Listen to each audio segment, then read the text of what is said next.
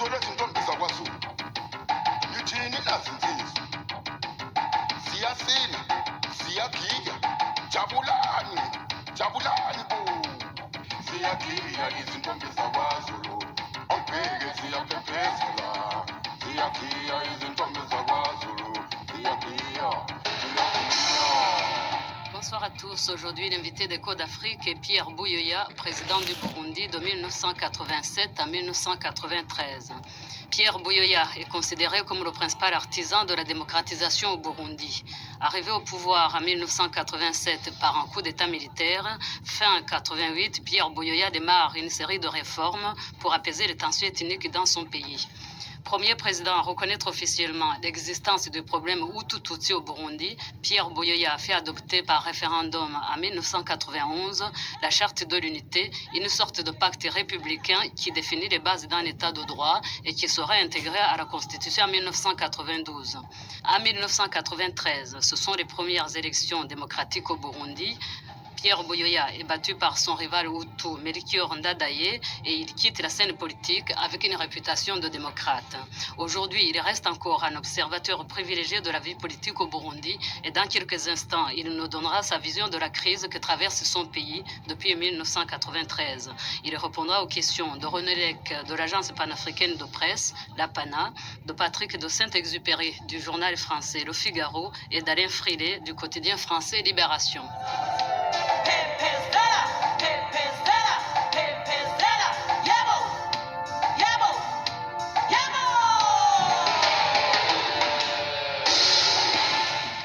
Monsieur le Président, bonsoir et merci d'avoir répondu à cette invitation. Quand on essaie de comprendre où se situe la responsabilité dans la crise burundaise, en général, les hommes politiques burundais montrent du doigt l'armée. Et d'autre part, quand on interroge les militaires, on a eu l'occasion au cours d'une des éditions des Codes d'Afrique d'entendre le ministre de la Défense qui est militaire. Les militaires, eux, estiment que ce qui est à la base de la situation actuelle, c'est l'absence de volonté politique chez les politiques. Alors vous, quel est votre point de vue puisque vous vous situez un peu au-dessus de la mêlée? Pour moi, c'est clair, c'est le résultat aussi de ce que vous dites. Je crois que les avis que vous avez eus des uns et des autres indiquent que la responsabilité globalement est partagée. Et ce qui se passe aujourd'hui a des origines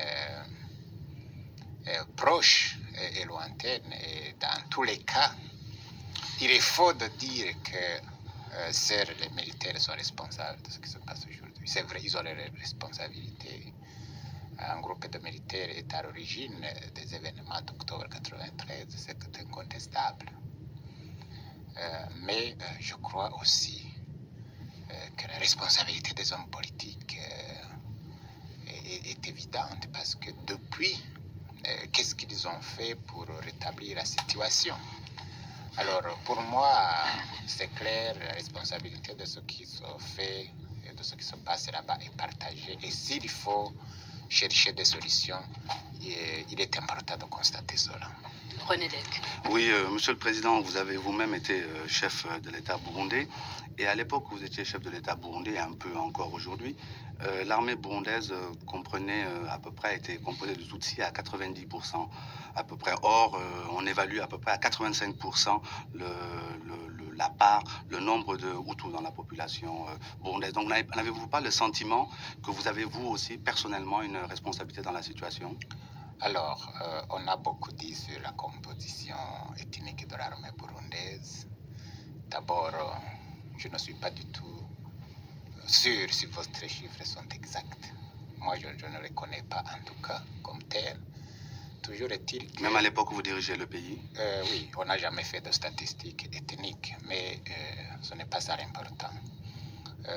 La composition majoritairement aussi de l'armée burundaise aujourd'hui, c'est en fait de l'histoire de ce pays depuis... C'est le résultat de l'histoire du Burundi depuis 30 ans. Moi, je l'ai trouvé comme ça. D'autres, après moi, l'ont trouvé comme ça. Alors, j'ai, en ce qui me concerne, essayé de faire évoluer la situation parce que j'ai engagé des réformes qui ont, en tout cas, ont changé les rapports ethniques dans l'armée. Cette réforme Je n'ai pas eu l'occasion de la terminer. Il devait continuer. Alors, je crois qu'il y a en fait historique une réalité. Pour moi, ça ne sert à rien de continuer à chanter cela maintenant.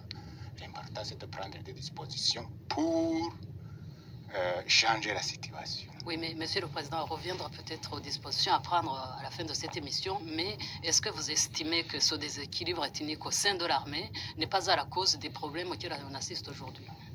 C'est certainement une des causes, mais ce que je conteste, c'est qu'on parte de ce déséquilibre, d'abord pour culpabiliser les militaires, pour culpabiliser l'armée, pour culpabiliser une partie de la population. Alors, pourquoi il y a le déséquilibre? C'est une question importante. Il faut revenir à cela. Je crois que dans ce déséquilibre, la responsabilité des uns et des autres est engagée. C'est le résultat de tous les événements que nous avons connus depuis 1965. Et à l'origine de ces événements, on ne dira pas que ce sont les militaires qui sont à la base.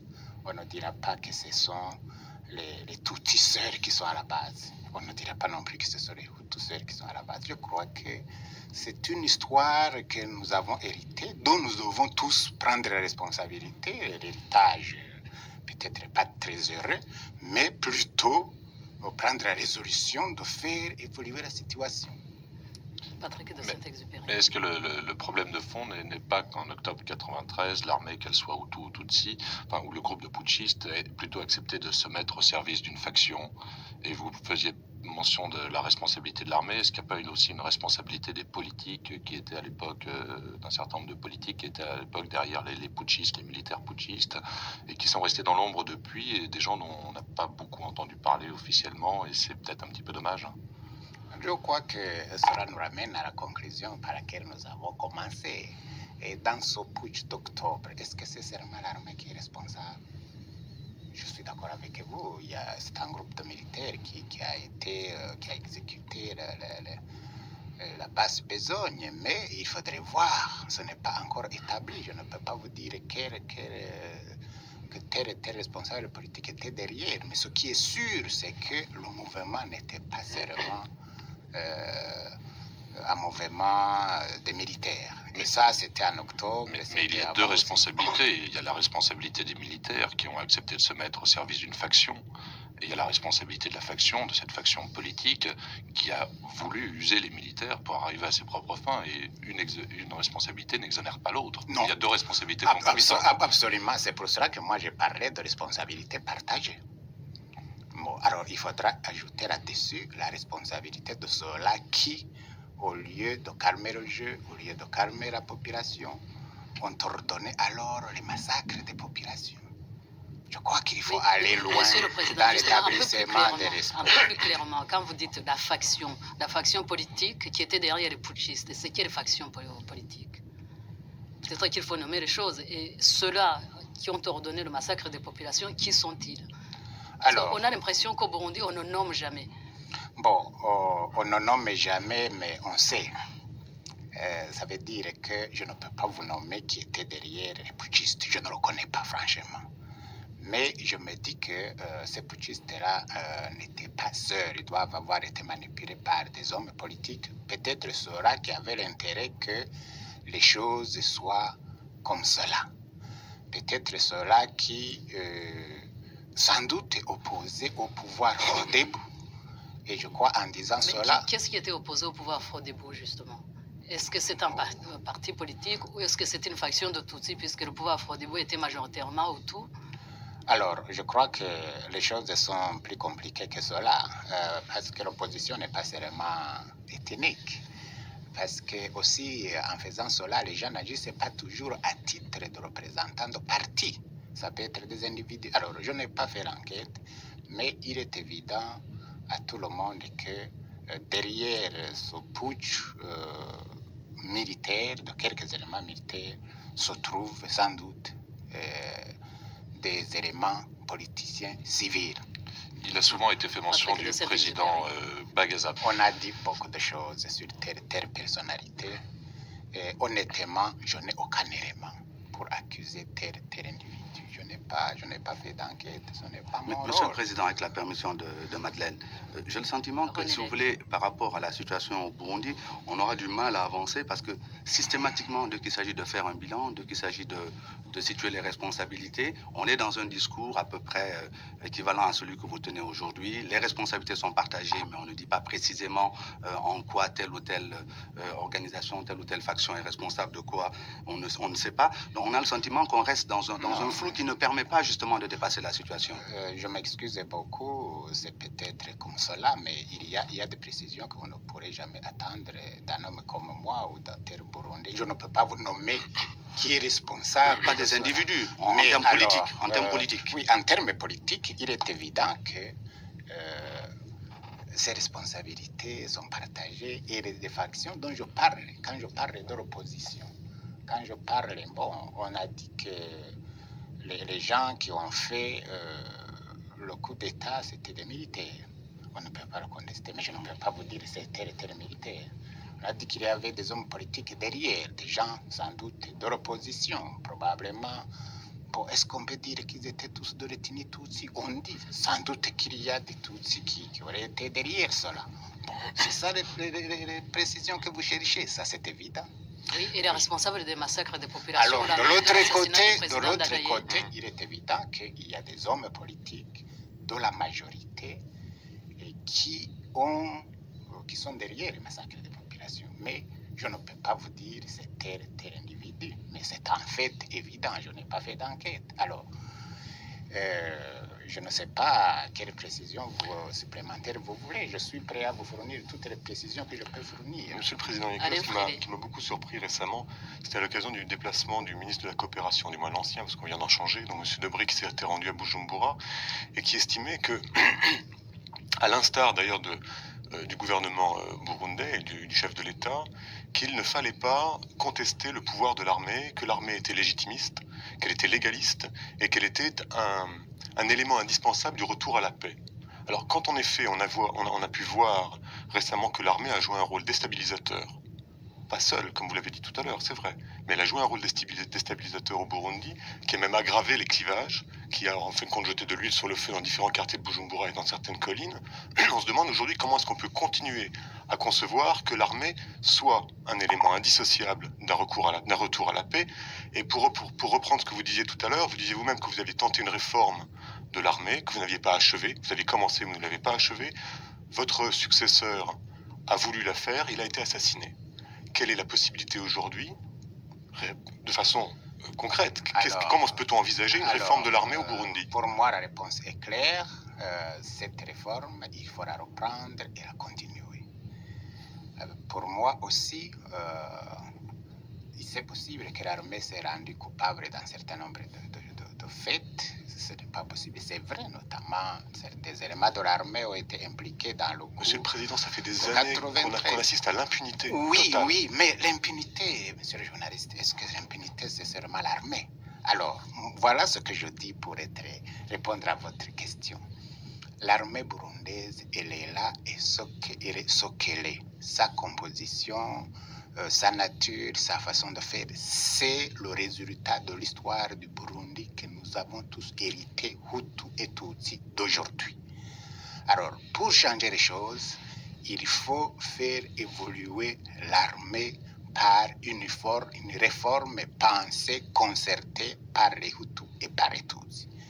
Deuxième chose, il ne faut pas continuer à diaboliser l'armée actuelle parce que si quelques militaires auraient pu commettre les fautes dont vous parlez, je vous dis que n'eût été l'armée burundaise, malgré ses fautes, malgré ses défauts, le Burundi aurait devenu ce que le Rwanda a été en octobre 1993. N'eût été l'armée, je crois que le semblant de calme et d'équilibre politique qu'il y a aujourd'hui n'aurait pas pu se faire. C'est vrai, certains militaires ont commis des fautes, mais n'oubliez pas que pendant les négociations que nous avons connues de juin à septembre, l'armée a joué le rôle de médiateur. Quand la situation a été bloquée avant l'investiture de Donald Yamira, je peux le témoigner, c'est le commandement militaire qui a participé à débloquer la situation. Aujourd'hui même, et tous les acteurs présents au Burundi le reconnaissent. L'armée burundaise a des défauts, mais l'armée burundaise, c'est l'élément stabilisateur de la situation. Vous l'enlevez, nous balançons dans le génocide que nous avons. Mais il n'empêche, Monsieur le Président, que beaucoup d'hommes politiques qui sont à haut niveau de l'État n'ont pas confiance à cette armée. Bon, c'est un fait. Et quand on dit beaucoup de personnes, il faudrait les compter, mais il y a aussi des raisons, on peut le comprendre. Écoutez, Monsieur le Président, quand on entend le président de la République burundaise appeler pour une intervention militaire internationale, il démontre par là qu'il n'a pas confiance en cette armée. On a entendu le ministre des Affaires étrangères lancer le même appel à la communauté internationale. Oui, je ne voudrais pas répondre à leur place, mais je crois savoir que les mêmes autorités, d'abord, sont gardées par cette même armée. Je crois que les mêmes autorités déclarent que l'armée, il faut la faire évoluer suivant un processus concerté. Et moi, je suis convaincu qu'on ne peut pas faire autrement. Et je l'ai exprimé plusieurs fois. Si cette armée a des défauts, s'il y a des équilibres, il faut les rétablir suivant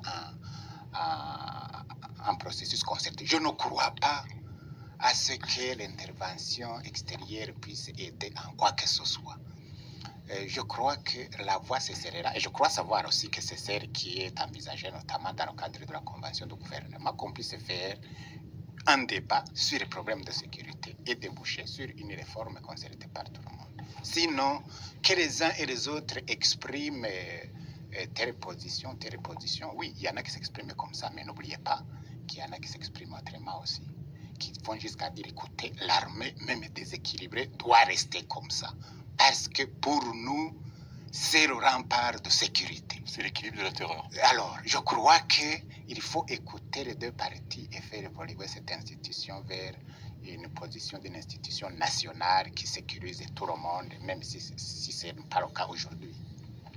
De Saint-Exupéry. Pour faire évoluer une institution, il faut d'abord faire le constat des problèmes qui se posent. Vous venez d'évoquer d'utiliser le terme « on diabolise l'armée ». C'est des mots qu'on utilise très souvent au Burundi. On diabolise les Hutus, on diabolise les Tutsis, on diabolise l'armée, on diabolise le gouvernement, on diabolise les médias.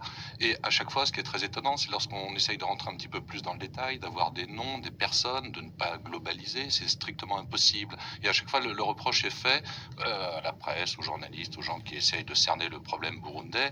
Il y a de la globalisation, vous diabolisez, vous globalisez, et aucun Burundais n'est capable de parler de faits précis ou ne veut parler de faits précis. Est-ce que ça ne bloque pas toute possibilité d'évolution? Est-ce que ce refus de se regarder soi-même de manière un petit peu plus détaillée, de se scruter dans le miroir et d'essayer de regarder un peu quels peuvent être les défauts, les problèmes, les erreurs qui se posent de manière détaillée et précise et non pas globale? Il y a un problème dans l'armée, il y a un problème dans le gouvernement, sans jamais rentrer dans le détail des choses. Est-ce que ça ne bloque pas toute possibilité d'évolution au Burundi? Est-ce que ça n'explique pas un petit peu le surplace que fait le pays depuis plusieurs années, ou globalement, lorsqu'on reprend la situation du Burundi depuis plusieurs années, les choses n'ont guère évolué. Enfin, Oui, moi je ne voudrais pas me vanter, mais je suis de ceux qui ont essayé de se regarder en face, de regarder les problèmes du Burundi en face et d'essayer de leur trouver des solutions. Vous savez, monsieur le journaliste, qu'il y a quelques années, il était au Burundi interdit de parler de Hutu et de Tutsi. Pourtant, nous vivions tous ces réalités et les conséquences de ces rivalités ethniques. Soit, je crois qu'on a fait un pas dans l'abordage de ces questions d'une façon directe, mais on n'a pas tout résolu les problèmes. Je crois aussi qu'il y a au Burundi des hommes, même peut-être s'ils ne vous en ont pas parlé, qui connaissent la situation, qui connaissent la réalité, même si ce n'est pas ce qu'ils disent sur la place publique. Alors, je crois qu'on en sortira le jour où les Burundais de toutes les catégories, Hutu ou Tutsi, effectivement accepteront d'aborder ces questions d'une façon réaliste. Il y a un problème de l'armée, c'est un problème national. Il faut le résoudre avec une vision nationale. Il y a un problème politique des institutions. Il faut le résoudre avec une vision nationale. Bon, aujourd'hui, nous nous trouvons malheureusement dans une situation où beaucoup de Burundais, même ceux-là haut placés, même ceux-là dans les instances politiques, ont encore une vision ethnique des choses. C'est là notre malheur, c'est là notre problème. Mais nous devons évoluer. Moi, je reconnais, c'est ces défaillances, mais je pense que nous devons évoluer. C'est pour cela que je dis, oui, l'armée, elle est là, elle a des problèmes, mais il faut voir comment faire évoluer cette situation. Non pas partir de cela pour condamner définitivement l'armée. C'est ce que j'appelle diabolisation. Et certains hommes politiques burundais au fond. Et certains partenaires du Burundi à l'extérieur répètent la même chose. Cela n'aide pas ce pays à avancer. Je voulais justement prolonger la question tout à l'heure de mon confrère Alain Frilé par rapport aux réformes dans l'armée. Concrètement, quel type de réformes peut-on faire dans l'armée burundaise aujourd'hui? Au-delà de dire, bon, il faudrait réformer l'armée, quelles sont les réformes qui sont possibles, qui sont politiquement possibles? Les réformes qui sont politiquement possibles, qui sont en cours, qui se font, c'est ouvrir les portes de l'armée suivant des principes acceptés par tous, sur le critère de compétition, sur le critère d'égalité, sans exclure quelqu'un parce qu'il est Hutu, parce qu'il est Tutsi, et faire en sorte qu'avec le temps, alors, ces équilibres se rétablissent. Et ces réformes, je vous dis, ont été mises en application il y a déjà quelques années. Je crois savoir que le nouveau pouvoir avait l'intention de continuer cela. On vient de faire cette année des recrutements dans cet esprit-là. Alors, il faut continuer. Avec l'aide de la France, m'a-t-on dit. Bon, pas seulement l'aide de la France, avec la présence de plusieurs observateurs, la France, l'ONU, le UA, et tout le monde était là. Alors moi, je crois que cela permettra d'ici quelques années de voir au Burundi une armée qui sécurise tout le monde. Monsieur le Président, quand vous parlez de la réforme de l'armée, on a l'impression qu'au Burundi, on tourne autour du pot. On a l'impression que tous les problèmes du Burundi ou les solutions seraient liées à cette réforme de l'armée. À l'introduction, pour parler un peu plus clairement, peut-être pour nos auditeurs, de beaucoup plus de Hutus dans l'armée burundaise. Et en fait, on a l'impression que vous ne parlez pas du vrai problème qui est celui des Hutus et Tutsis. Vous avez été le premier, je crois, à reconnaître qu'il y avait un problème Hutu et Tutsi dans la société burundaise. Est-ce que la réforme de l'armée suffit pour régler le problème, ou est-ce qu'il y a d'autres mesures qui doivent être prises pour qu'au niveau de la constitution du pays, au niveau de toutes les institutions du pays, cette question soit prise en compte? Oui, alors je crois que moi je dis tous les jours que la réforme de l'armée ne peut pas se voir comme une réforme isolée. Moi, en ce qui me concerne, je parle plus de la réforme des services de sécurité, d'une nouvelle politique de sécurité. Parce que l'armée, c'est un élément de la sécurité. Ce n'est pas tout. La sécurité des Hutus ne dépendra pas du nombre de bataillons Hutus, comme la sécurité des Tutsis ne dépendra pas du nombre de bataillons Tutsis. Ce serait faux de croire comme ça. Je crois que la sécurité, c'est beaucoup plus cela. C'est une forme globale de la société. Il faut d'abord réformer. Il faut une vision nouvelle de la société burundaise. Est-ce que nous voulons une société ethnisée, une société de quelle nature? Quel est le moyen de sécuriser un Hutu du Burundi? C'est mettre seulement les Hutus dans l'armée? Quel est le moyen de sécuriser le Tutsi du Burundi? Est-ce que c'est mettre le Tutsi à l'armée? Je ne crois pas. On l'a toujours dit d'ailleurs. Cette réforme, cette armée, la majorité de Tutsi, dit-on, n'a pas empêché en octobre dernier que les Tutsis soient massacrés à grande échelle. C'est ça qui vous montre que cela seul ne suffit pas pour produire la sécurité des gens. Alors il faut inscrire cette réforme dans un ensemble global, une nouvelle vision de la sécurité au Burundi. Mais est-ce que cette vision passe par une reconnaissance qu'il y a un problème Hutu et Tutsi et qu'il faut en tenir compte? Ou est-ce qu'à dire nous sommes tous des Barundis, il y a quelques petits problèmes avec les extrémistes? Non, je crois que le problème de reconnaissance Hutu-Tutsi est dépassé. Aujourd'hui, bon, il y a des ethnies au Burundi, au Rwanda, en Afrique. C'est un fait qu'on ne peut pas ignorer. Mais c'est un fait aussi sur lequel on ne peut pas tout bâtir. Mais les Hutus existent au Burundi, les Tutsis existent au Burundi. Bon, on dit que c'est une création artificielle, c'est vrai, mais aujourd'hui c'est là. Il faut donc en tenir compte en faisant des réformes institutionnelles, en faisant des réformes de la sécurité, en faisant des réformes à tous les points de vue. Et quelle est la nature du problème Hutu-Tutsi? Est-ce un problème d'ordre culturel, un problème social, ou essentiellement, comme un certain nombre de personnes le pensent, un problème politique? Il nous faudrait beaucoup plus de temps pour parler de cela parce que c'est toute l'histoire du Burundi. Alors, en résumé, pour moi, c'est un problème politique parce que les Hutus et les Tutsis, et au Rwanda et au Burundi, ils ont vécu pendant des siècles. Pendant des siècles. Ces pays là-bas, ce sont les plus vieux États-nations de l'Afrique, parmi les plus vieux. Et jamais dans l'histoire de ces pays, on a entendu parler de guerre ethnique. Jamais. Allez consulter l'histoire. Jusqu'au moment où, en 59, au moment où on se battait pour le pouvoir, après le renversement de la monarchie au Rwanda, l'ethnie est devenue un moyen de lutte politique. Et toute l'histoire du Burundi pendant 30 ans, c'est ça. C'est la lutte entre les Hutus et les Tutsis pour contrôler le pouvoir politique. Donc c'est un problème essentiellement politique, mais où l'ethnie est un instrument. Est-ce que c'est simplement une lutte Hutu-Tutsi ou est-ce que ce n'est pas parfois une lutte inter-Tutsi qui s'en prend aux Hutus pour régler des problèmes? Est-ce que l'analyse Hutu-Tutsi se limite à elle-même ou Non. C'est une lutte pour le pouvoir. C'est ça qui vous montre d'ailleurs que le fond du problème est politique. Parce que quand les Hutus ont conquis le pouvoir au Rwanda, ils ont commencé à se battre entre eux pour le pouvoir. Alors, quand les Tutsis ont conquis le pouvoir au Burundi, ils ont commencé à se battre entre eux. Donc, vous comprenez bien, c'est un problème plutôt politique. Mais l'ethnie a été un instrument. Après l'ethnie, la région a été un instrument. Après la région, le clan a été un instrument.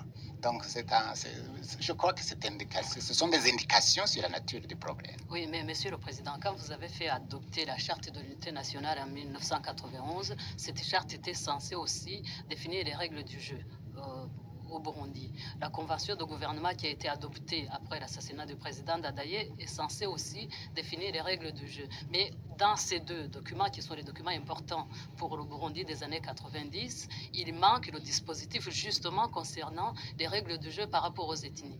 Non, Comment ça se fait? Est-ce que c'est faire la politique de l'autruche? Non, il y a eu la charte de l'unité, je crois que c'est un très bon document, très utile. Il y a la constitution. Il y a aujourd'hui la convention de gouvernement qui règle un certain nombre de problèmes, suivant une vision, la vision nationale, mais tout en reconnaissant l'existence des problèmes ethniques, des conflits ethniques. Alors moi, je crois que les textes, les dispositions légales, c'est une chose, c'est important, mais ce n'est pas tout. Je crois que la constitution du Burundi n'est pas la plus mauvaise. Je crois que la charte de l'unité est un bon document, la convention du gouvernement, mais il faut alors qu'en plus que les hommes qui sont dedans... Il n'y a jamais eu de disposition parlant clairement du problème ethnique, comment le régler? Si. Par exemple, réaliser la charte de l'unité nationale, on parle du problème ethnique. Alors, réaliser la constitution du Burundi, on dit par exemple... Au refus des exclusions et tout ça, oui. mais les mécanismes concrets. Non, il y a par exemple dans la loi sur les partis des dispositions pour empêcher la constitution des partis ethniques. Et pourtant, les partis se sont créés. C'est justement la différence entre le texte et la pratique. Il y a dans la loi, sur la loi électorale, des dispositions pour empêcher la propagande ethnique. Maintenant, est-ce que vous allez trouver une loi qui va empêcher aux populations du Burundi de parler ethnie chez eux là sous la bananière? Leur donner des espaces. Alors, je crois qu'il y a là la différence entre la pratique si on doit regarder la réalité de la situation au Burundi aujourd'hui, il ne s'agit pas de parler ou tout de suite sous la bananière et de les poursuivre pour avoir un discours ethniste. Si on prend la capitale Bujumbura, l'intégralité quasiment du pouvoir économique dans la capitale Bujumbura est maintenue par les Tutsis. L'éducation n'est pas à la portée des Hutus, pas dans la même mesure que pour les Tutsis. Donc on s'aperçoit par exemple que dans l'université de Bujumbura, la majorité des enseignants sont Tutsis. L'accès à l'éducation est pour les Tutsis. L'accès aux richesses et aux biens de la capitale sont pour les Tutsis. Donc il y a au-delà, si vous voulez, des bonnes volontés de la charte, des bonnes volontés de la convention de gouvernement, il y a une réalité qui est beaucoup plus dure à affronter et qui est beaucoup plus concrète pour le quotidien des gens et des Hutus en particulier qui ont du mal à croire à toutes ces chartes de gouvernement et toutes ces déclarations de bonnes intentions. Lorsqu'il n'y a pas des réformes beaucoup plus concrètes et pratiques à effectuer au Burundi pour manifester cette bonne volonté et pour la traduire dans les faits dans un premier temps. C'est une question à laquelle je suis très bien disposé à répondre puisque moi-même, comme je vous l'ai dit, je me suis investi pour cela. Alors, au départ des réformes, il y a d'abord les textes, il y a d'abord une vision, il y a d'abord une orientation. C'est ça qu'il y a dans la charte, c'est qu'il y a dans la Constitution. Ça, vous pouvez vous asseoir un jour et le faire. Mais cela ne veut pas dire que les réformes sont faites. Effectivement, il y a des choses qui prennent du temps, qui sont beaucoup plus difficiles. Et nous le reconnaissons. Et par exemple, à l'issue de la charte de l'unité au Burundi, de son adoption, nous avons pris des mesures pour introduire des réformes dans l'enseignement, pour introduire des réformes dans l'économie, pour introduire des réformes dans l'armée, dans les services de sécurité.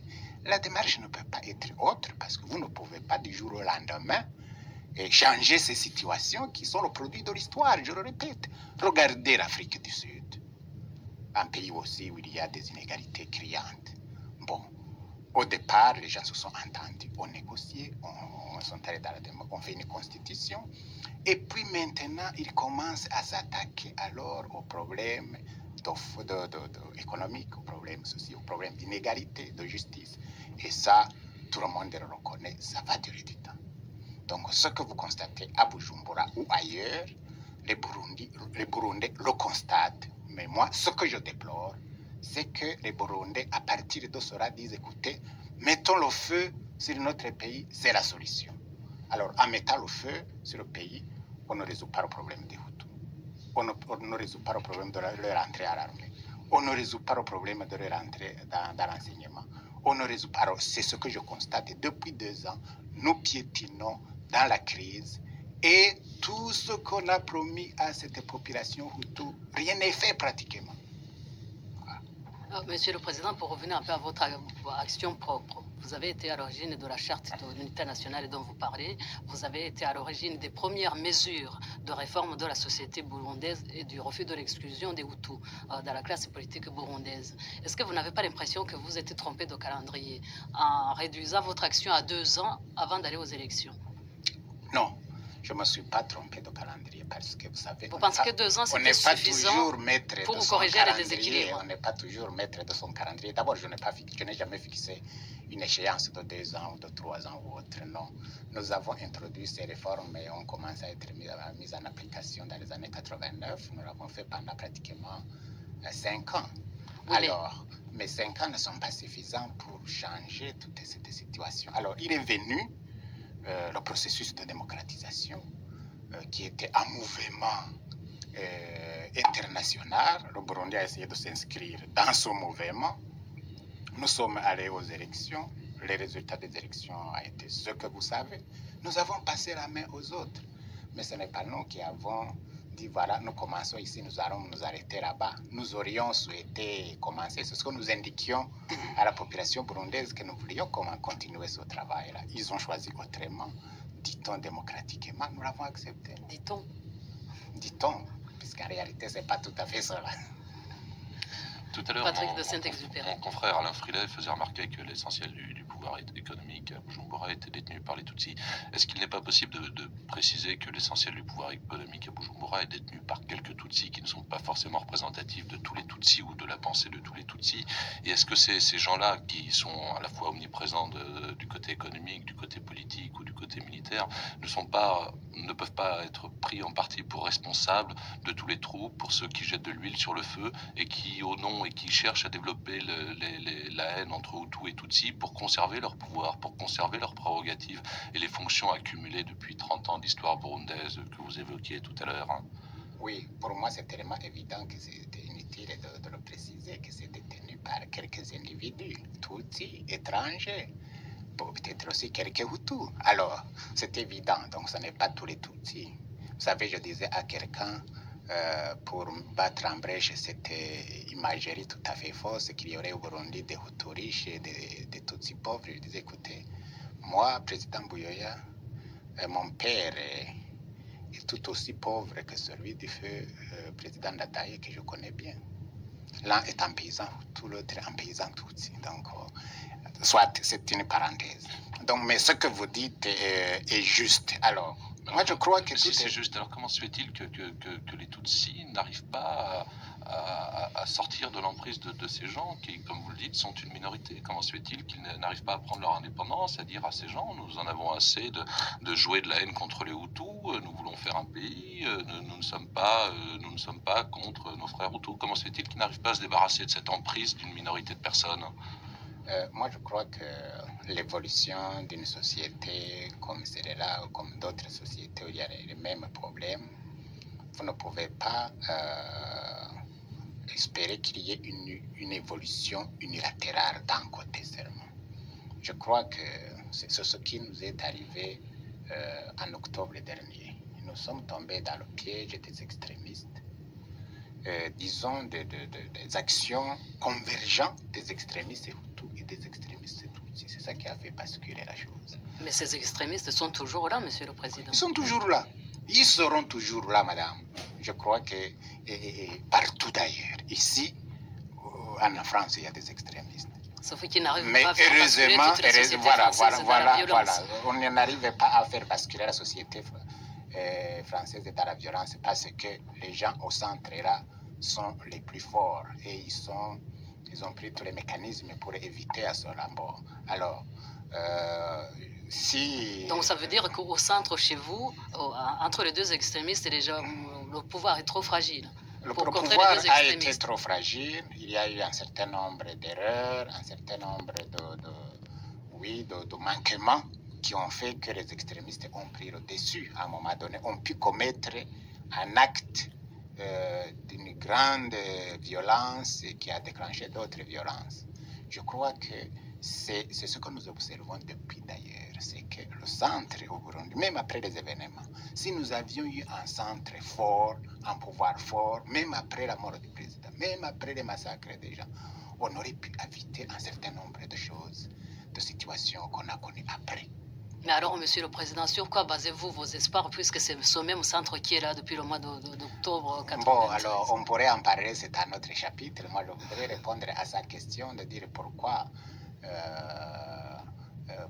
on ne résiste pas à l'action de ces extrémistes qui tirent toujours le pays dans les difficultés, dans les violences, et ainsi de suite. Je crois que pour cela, il faudrait qu'il y ait conjugaison d'efforts et des Hutus et des Tutsis qui veulent changer la situation avec une vision nationale, une vision pour être plus juste, équilibrée, qui tient compte des intérêts de tout le monde. Pourquoi est-ce que l'extrémisme ethnique Tutsi a eu le dessus en octobre? C'est parce que probablement de l'autre côté avait créé des conditions, je ne dirais pas des conditions, ou un environnement qui a donné à cet extrémisme une force qu'il n'aurait pas pu avoir autrement. Mais est-ce qu'il n'y a pas une certaine forme de lâcheté dans les leaders politiques au Burundi? J'entends par là, lorsqu'on pose la question aux leaders politiques de condamner les extrémistes, très souvent on a un leader politique Hutu qui vient condamner les extrémistes Tutsi, et très régulièrement aussi on a un leader politique Tutsi qui vient condamner les extrémistes Hutu, et tout le monde s'en lave les mains en disant c'est parfait, ils viennent de condamner les extrémistes. C'est absolument ridicule. Un leader politique Hutu n'aura d'intérêt, sa déclaration n'aura d'intérêt qu'à partir du moment où il condamne les extrémistes Hutu. Et un leader politique Tutsi sa déclaration n'aura d'intérêt que s'il condamne des extrémistes Tutsi. Or, c'est une occasion qui est... Presque jamais on entend ce type de déclaration.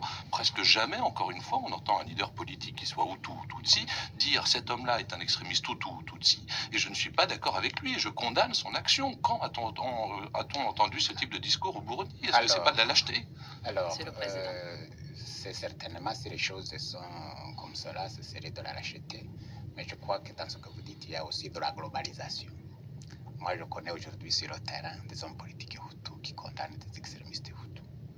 Moi, je connais aujourd'hui sur le terrain des hommes politiques et Tutsis qui condamnent des extrémistes Tutsis. Non seulement qui les condamnent, mais qui s'en éloignent, Bon, je sais, à l'époque, personnellement, j'étais au pouvoir. J'ai été 3 fois objet de tentatives de putsch, de coup d'État par l'extrémisme Tutsi. Et je vous assure que j'ai eu l'occasion de parler haut et fort contre ces extrémismes. Cela me vaut encore aujourd'hui beaucoup d'ennemis, mais je l'accepte Et je crois qu'il y a aussi d'autres. Alors, c'est vrai, il y a ce jeu de cache-cache dans la société burundaise, mais ne globalisons pas non plus. Oui, mais il n'empêche encore une fois, Monsieur le Président, c'est la question que je vous avais posée tout à l'heure. C'est que vous avez au centre des Hutus et des Tutsis qui se disent anti-extrémistes et qui sont quand même au pouvoir et qui ont l'air d'une fragilité incroyable face à ces deux extrémismes. Alors, venons-en. Alors, je suis tout à fait d'accord avec ce que vous dites. Si aujourd'hui les extrémistes sont forts, c'est d'abord artificiel, ils ne sont pas forts. Mais plutôt, les autres sont faibles. Ça, c'est une vérité aujourd'hui. Je prends un exemple concret. Il y a chez nous aujourd'hui, sur l'échiquier politique, 12 partis sur 13 qui ont signé la convention de gouvernement et qui aujourd'hui sont représentés dans le gouvernement. Il y a quelques enseignements en dehors. Alors, c'est vraiment la grande majorité, Hutu et Tutsi. Mais on ne parvient pas à mettre en application cette convention parce que dans ce centre-là, dans ces 12 partis, la volonté politique a été pendant longtemps défaillante par la faute et des gens de la majorité et des gens de l'opposition. Alors, c'est une réalité burundaise. Je crois qu'il faut que les gens se rendent compte et fassent le nécessaire. Non, mais ce n'est pas la force des extrémistes, c'est la faiblesse des autres. C'est une réalité. Est-ce que ces autres, donc ce milieu, cette faction qui est entre les deux extrémismes n'a pas intérêt à ce que ces extrémismes existent? Parce qu'on se demande s'il n'y a pas de lien entre ces partis au pouvoir et les deux extrémistes, qu'ils soient Hutu ou Tutsi. Non, je ne crois pas qu'il ait tellement intérêt, mais c'est la raison à cela, c'est beaucoup de choses. C'est parce que c'est vrai, il y a un aspect, c'est que l'ethnisme dans notre pays, c'est un facteur qui tend à enrôler tout le monde. Alors, ça c'est une réalité. Et il est difficile dans ces conditions d'ailleurs d'établir la limite entre ce qu'on appelle extrémisme et non-extrémisme. Il faut être prudent en le faisant. Ce n'est pas toujours des lignes claires. Deuxième chose, je crois qu'il y a un problème aussi de savoir-faire politique. Il y a un problème d'expérience où les gens, vous trouvez les gens pendant des mois en train de perdre le temps autour des querelles de personnes, alors qu'ils devraient investir leur énergie dans l'essentiel. Nous voyons cela. Je donne l'exemple de ce qui nous est passé, de ce qui s'est passé. Je parle précisément ici. Ce n'est pas, comme vous disiez tout à l'heure, du flou ou du quoi. Bon, nous avons signé la convention de gouvernement. Les gens ont signé la convention de gouvernement en septembre. Mais au lieu de la mettre en application, pendant des mois, il y a eu l'histoire Minani, il y a eu l'histoire Kanyenkiko. Le gouvernement qui s'est donné comme objectif priorité de priorité rétablir la paix et la sécurité a perdu son temps autour de ces querelles. Et entre-temps, la situation de paix et de sécurité s'est empirée. Et entre-temps, les extrémistes qui au départ étaient très faibles se sont renforcés. Donc c'est ça la question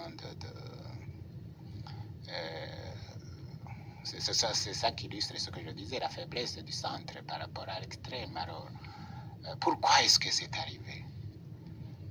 Pourquoi est-ce que c'est arrivé? Il y a d'abord l'ethnisme qui est difficile de dépasser. Certains leaders mais est-ce qu'il politiques, faut mais aussi le dépasser? Il y a un manque de savoir-faire. Pour le dépasser, quand je parle de le dépasser, ce n'est pas de le nier. On ne peut pas le nier. Mais quand vous avez un problème concret, une situation concrète, il faut pouvoir y faire face parfois en vous plaçant au-dessus des considérations ethniques. Quoi. Mais ce qui est formidable avec le Burundi, c'est que paradoxalement, l'ethnisme est beaucoup moins présent au sein de la population qu'au sein de l'élite. L'élite, les intellectuels, les responsables politiques ont l'ethnisme en permanence dans la tête. La population là, mais à la suite des intellectuels. Les intellectuels apparaissent en première ligne là-dessus. La population n'apparaît pas comme les gens qui revendiquent cette logique en permanence. Oui, mais c'est très compréhensible. Et c'est en rapport avec ce que nous disions tout à l'heure. C'est parce que l'ethnisme est un instrument de lutte politique, de lutte pour les places, pour les avantages, pourquoi la population n'est pas partie prenante à cela. Pour conclure cette émission, Monsieur le Président, tout ce qui a été tenté pour trouver une réponse à la crise burundaise s'est fait à l'intérieur du Burundi, que ce soit par les Burundais, mais aussi par l'assistance de la communauté internationale. La même chose au Rwanda. Est-ce que vous avez l'impression qu'il peut y avoir une solution stable au Burundi sans qu'il y en ait une au Rwanda, ou est-ce que vous pensez que les situations sont liées? Je crois que enfin, au Rwanda, on peut y ajouter d'ailleurs l'est du la réponse est bien connue. Les situations sont liées. Alors, voilà ce que je dis, notamment partant de la situation des réfugiés rwandais dans les camps au Zaïre, au Burundi et en Tanzanie. Je note d'abord que c'est une situation particulière. Et ça, dans l'opinion publique, surtout en Europe, on ne saisit pas la dimension de cette affaire. Où vous avez, dans ce pays, le Rwanda, où il y a eu 1 million de personnes tuées, 2 à 3 millions de personnes à l'extérieur, dans les camps autour de ce pays. C'est une situation, je crois, qu'on n'a pas connue ailleurs dans le monde. C'est une situation tout à fait particulière qui nécessite des solutions aussi particulières. Si on veut que la paix, il y ait la paix au Rwanda, il y ait la paix aussi dans cette région. Alors, donc, qu'est-ce qu'il faudrait faire? Parce alors, qu'apparemment, moi, je crois que votre paix dépend aussi de la paix au Rwanda. Justement, j'y viens. Il faut trouver une solution à ce problème-là des réfugiés. Si cette solution n'est pas trouvée, il n'y aura pas la paix au Rwanda. Il n'y aura pas la paix au Burundi. S'il n'y a pas la paix au Rwanda, il n'y aura pas la paix au Burundi. C'est la réponse à votre question. Mais qui bloque la Il solution n'y au aura problème pas des la réfugiés? paix. Il n'y aura pas la paix dans l'est du Zaïre.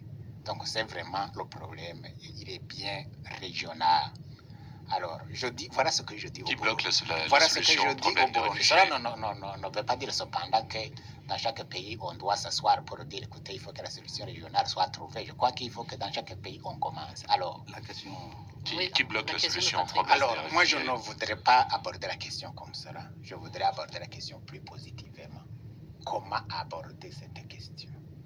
Alors, je crois que la solution au problème des réfugiés est connue dans le monde entier. La question de la solution au problème des réfugiés, c'est le retour.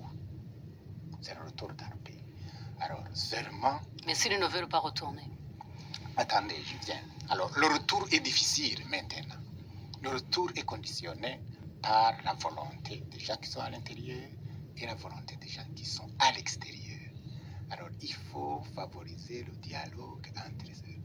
Il faut résoudre un certain nombre de problèmes pratiques qui bloquent ce dialogue. Un certain nombre de problèmes qui doit favoriser la réconciliation. Alors, voilà comment aborder la question. Mais alors, je vois qu'au lieu d'aborder la question d'une façon fondamentale, c'est plutôt le jeu des sentiments, le jeu des idéologies, le jeu des accusations. Alors, je crois que, et vraiment, c'est mon point de vue, il y a là un problème particulier pour lequel il faut trouver des solutions particulières. Il faut sortir des solutions classiques qu'on a connues ailleurs parce Monsieur que le c'est Président, un problème non classique deux fonctionnaires, et qui conditionne la paix dans cette région. deux fonctionnaires internationaux qui travaillaient à la Commission des droits de l'homme de Genève proposent aujourd'hui pour le Rwanda et en particulier pour le Burundi une commission qui travaillerait un peu sur le modèle sud-africain, le modèle argentin, une sorte de commission de réconciliation nationale pour ces pays. Est-ce que vous êtes favorable à cette proposition? Bon, alors, moi je crois que je n'aime pas répondre à ce genre de questions comme vous êtes pour ou contre telle solution, pour tel contre tel modèle. Moi je suis globalement pour une approche qui favorise la réconciliation dans ce pays là-bas, parce que je pense que c'est par là que ça viendra. Monsieur le Président, merci d'avoir répondu à cette invitation. Merci encore. Et merci à tous nos auditeurs de rester fidèles à notre rendez-vous. Et à dimanche prochain. Je vous remercie.